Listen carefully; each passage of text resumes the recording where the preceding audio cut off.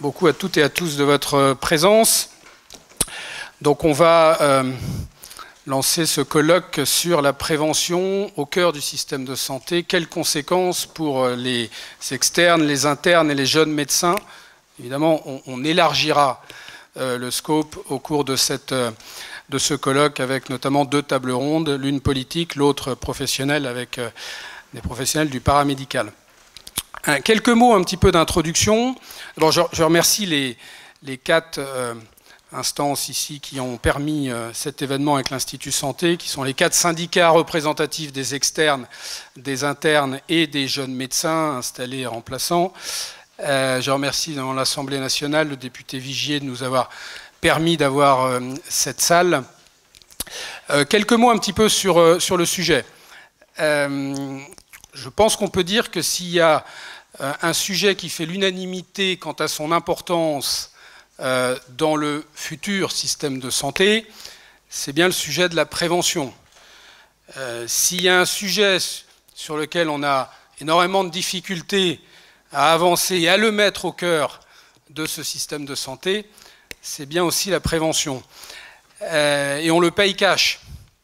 On le paye cash avec plus de 13 millions de Français qui souffrent d'une ou plusieurs affections de longue durée, qui font évidemment, qui mettent une tension très importante sur la demande de soins. Il y en avait 3 millions il y a 40 ans. Faites le calcul sur, et c'est à peu près 300 000 nouveaux cas en flux net par an. Alors ça se traduit par évidemment une grande difficulté à rendre notre système soutenable financièrement. On a réussi quand même un petit exploit avec ce colloque, c'est de le faire pendant le projet de loi de financement de sécurité sociale. Croyez-moi que c'est pas évident de faire un événement ici, mais voilà, on l'a fait. Mais je dis ça parce que, évidemment, on voit bien que ces PLFSS, depuis plusieurs années, essayent tant bien que mal de maîtriser cette dépense. Et comment? Principalement au rabot. Il y a un moment où il n'y a plus grand-chose à raboter, notamment dans les prix, dans les rémunérations des soignants. Donc on paupérise le système et on arrive à un niveau de pénurie, de désertification médicale qu'on connaît. Quelle est la solution? Et le mur est devant nous. Hein, c'est la mère des sciences, c'est la démographie, hein, dans beaucoup de sciences sociales. Le problème est assez simple. Vous avez 7 millions de Français qui ont plus de 75 ans aujourd'hui, c'est 10% de la population. Vous en aurez en 2040, c'est-à-dire demain matin, 15%, plus 50% dans la part de cette population, plus 3 millions. Donc le phénomène que l'on voit là aujourd'hui à l'œuvre ne peut que s'amplifier, pour des raisons, encore une fois, tout à fait qui sont inévitables. Donc le mur est devant nous, mais la solution, on la connaît, qui est, entre autres, d'augmenter cette espérance de vie sans incapacité, d'avoir des actions fortes sur le maintien en bonne santé pour neutraliser cet effet vieillissement, qui est un formidable progrès humain au passage, mais qu'on vit comme une menace sur notre protection sociale, sur notre vivre ensemble. Alors on a mené un travail qui est important, je pense, sur le fond et sur la forme. Vous le verrez, vous le jugerez par vous-même sur le fond. Il est plein de bon sens, comme d'ailleurs se caractérise la réforme à mener. Mais peut-être avant ça, c'est pourquoi est-ce qu'on n'arrive pas à mettre cette prévention au cœur du système? Parce qu'il faut transformer le système. Ce n'est pas simplement une adaptation à la marge. C'est un nouveau système de santé qu'il faut mettre en place, une nouvelle page à écrire. Et on a du mal, dans ce secteur-là, à écrire cette nouvelle page pour plusieurs raisons, mais notamment parce qu'on a du mal à trouver un consensus entre les acteurs. Il y a eu, je rappelle, un CNR Santé pendant 2 ans qui a réuni énormément de monde et qui a donné rien. D'accord? Donc c'est pas simple. Et ça va vous montrer que ce travail qui a été fait entre des instances qui, si elles sont séparées, c'est qu'elles ont des sensibilités différentes, et déjà, par cette production d'un consensus sur un sujet majeur, quelque chose d'intéressant sur la forme. Alors c'est ce qu'on fait à l'Institut Santé depuis 2018, hein, qu'on a créé pour cette raison-là, c'est-à-dire rendre possible cette refondation du système par la recherche de consensus. Je vois qu'il y a là certains piliers de l'Institut Santé, comme Philippe Cuc, comme je vois que Christophe Prudhomme n'est pas là, mais il y a Muriel qui est là. Je pourrais en citer plein d'autres, mais je vous en cite deux par exemple, parce que vous avez d'un côté un pilier de l'exercice libéral et de l'autre un pilier de la fonction publique. Parce qu'évidemment, un consensus, il faut le trouver entre des gens qui ne se parlent pas et qui ne pensent pas la même chose. Bon. Et c'est ça qu'il faut réussir à faire.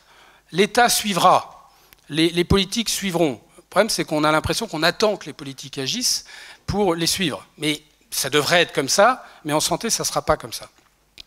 Alors, sur ce sujet de la prévention, on va vous proposer 6 axes qui, vous verrez, sont pleins de bon sens, mais signifient que demain n'est pas tout à fait comme aujourd'hui et comme hier.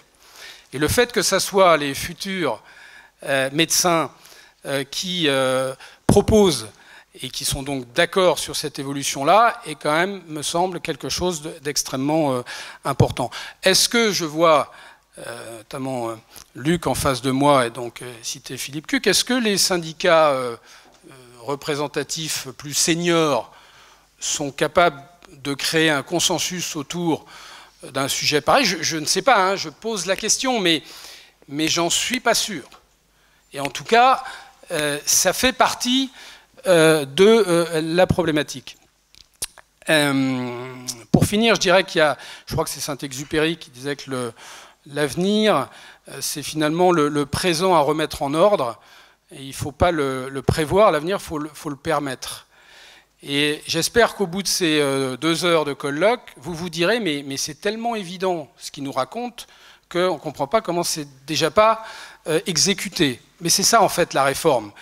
Sur l'ensemble, Guillaume, qui a rejoint l'Institut de santé, qui a dirigé l'ISNI avant, vous présentera quelques leviers à activer pour passer de ce modèle vers un autre modèle, parce que ce n'est pas le même modèle.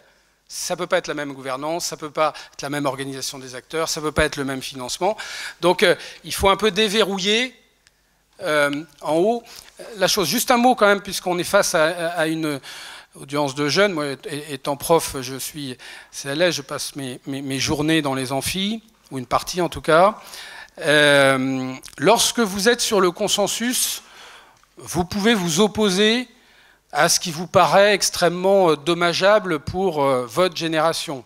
Et tout ce qu'on peut vous proposer aujourd'hui est forcément dommageable pour votre génération si on ne réforme pas. Par exemple, des contraintes diverses et variées qui n'existent pas sur les générations précédentes, mais qu'on voudrait vous mettre. Pourquoi? Parce que, encore une fois, ça ne changera pas que le système déclinera, parce que sans le refondre, le système ne peut que décliner. Donc, sauf si vous voulez être dans un exercice sacrificiel, ou de vous dire « je me sacrifie », mais sachant que ça ne changera rien, vous voyez que ça, c'est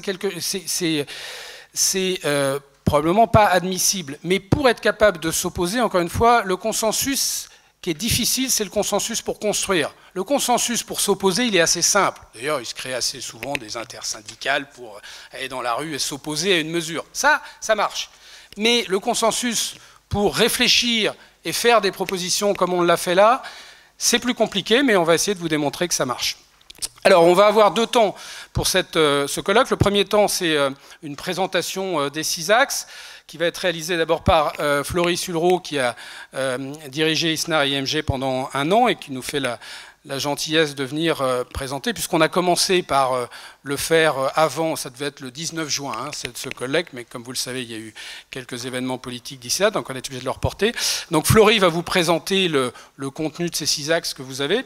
Puis ensuite, les 5 institutions organisatrices vont un petit peu donner leur vision de leur balcon, de leur sensibilité par rapport à ces axes-là. Et puis on vous fera réagir et on basculera vers la deuxième partie qui donc est constituée de 2 tables rondes. Floris ?